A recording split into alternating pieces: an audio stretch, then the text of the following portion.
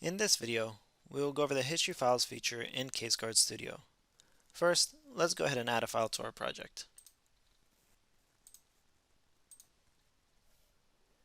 In CaseGuard, you will never lose your work, as we always autosave and keep it under the History tab so you can restore a previous version at any point. The History Files icon is at the top of the screen next to the Print Reports icon. Let's go ahead and open it. As we can see, the History panel is empty since we have not done any redactions, so I'll go ahead and make some redactions.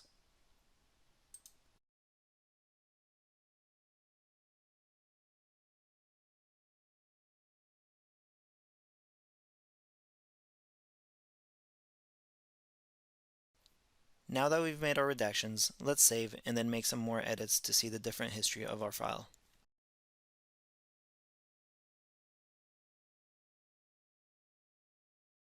We can check the history files again and now see that there are multiple versions of our project. We can go back to an older version by clicking on the history icon,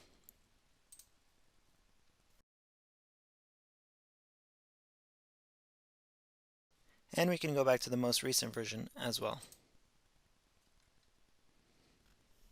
CaseGuard Studio automatically saves everything every 10 minutes, but we can always change this by going to Settings from the Tools tab and changing it from this section.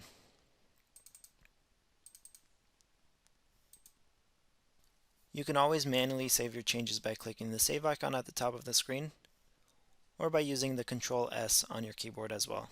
Happy redacting!